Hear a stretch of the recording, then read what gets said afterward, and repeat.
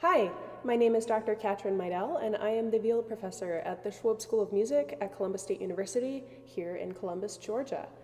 I'm here today to give a tutorial and then to perform the middle school etude for 2021. So this is the Wohlfahrt Foundational Studies for the Viola, the Carl Fischer, Rachel Barton Pine edition, book 2, number 27. And so they've asked us to do this at quarter note equals 74. So there are a couple of things that I just wanted to talk about before I go ahead and perform the etude for you. The first thing is where the grace notes fit in the measure.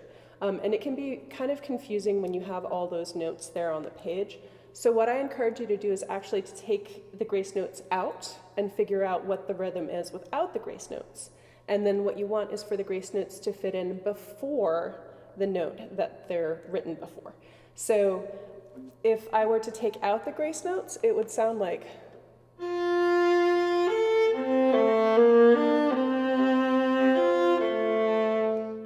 So if I do that one more time, I'm going to bounce a little bit so you can really see where the beats are.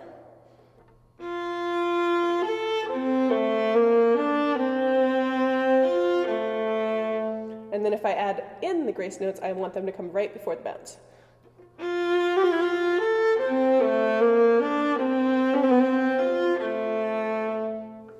So that gives you an understanding of where those grace notes fit. Other thing I wanted to encourage you to do is to be subdividing before you start playing so you can really feel the smaller rhythm, because if you're just counting in 4, it's easy to get confused, especially when we end up having 16th notes and grace notes and all that stuff. So what I'd really be encouraging you to do is be thinking the 8th note. Bum, bum, bum, bum, bum, bum, bum, bum.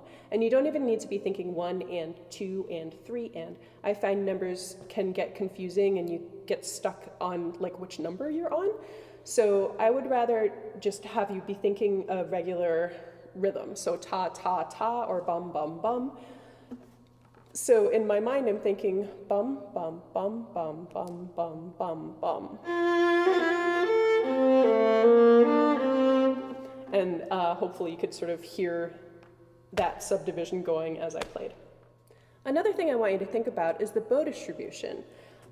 So in the middle of the second line, we have a pretty fancy thing that you can do that I think will help you play all the 16th notes that are at the end of the second line. So if I start in the second measure of the second line, notice how I'm using my bow. So instead of using the whole bow the entire time, I'm going to distribute my bow differently.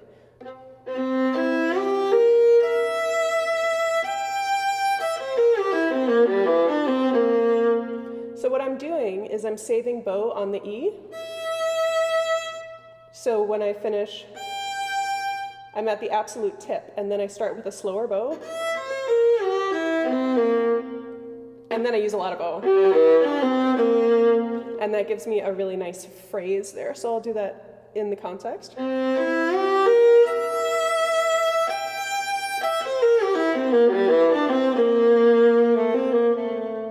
That's a lot more comfortable than if you use your entire bow for all of the notes because it's really easy to run out of bow. And that might sound something like.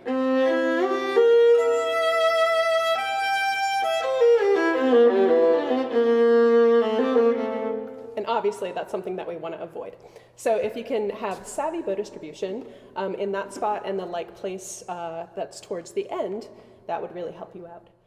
One other thing that I wanted you to think about are the rests, and that in the rests you can move your bow. So at the end of the first line,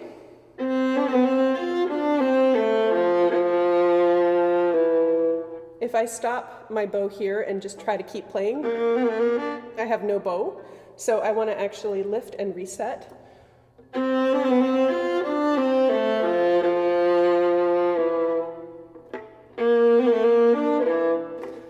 So that is a really great habit to get into. If you see a rest and you already know what's happening later, you can plan out where you're going to start with your bow. I wanted to give you a pointer in the 1, 2, 3, 4. In the 5th line, we have a 5th. So this is the 5th line. Right here. And that's hard. That 4/4 is hard. So what I'm doing, rather than jumping my finger over the string, lifting and jumping, I'm actually rolling with my elbow. So I'll really exaggerate this so you can really see it. And that gives me a really smooth note transition.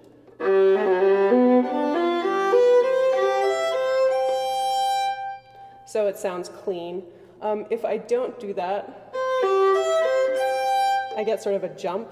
And actually that one worked out pretty well, but usually it doesn't. So, so if you can learn to roll for your 5th, that will make that a cleaner transition right there. And then the final piece of advice I wanted to give you is in the 2nd to last line, we have this really tricky shift. This is the 2nd to last measure of the 2nd to last line, where we have, it's a teeny tiny little shift, but if you don't shift, you're gonna get yourself into trouble. So if I'm playing in, I end up on my B and I need to go to a C, so I'm actually moving my entire hand. Because if I only move my finger, while I can play the right note here, I can't reach the next note. So it's really important that you actually do a shift. Otherwise you end up with a, and everything gets out of tune and wonky. So when shifting, make sure that your entire arm moves. So if I'll show you from the back side here. So you can see my entire arm is moving, including the thumb. And that's going to give you a nice clean shift there. If you have any questions, feel free to send me an email and I will try to answer it.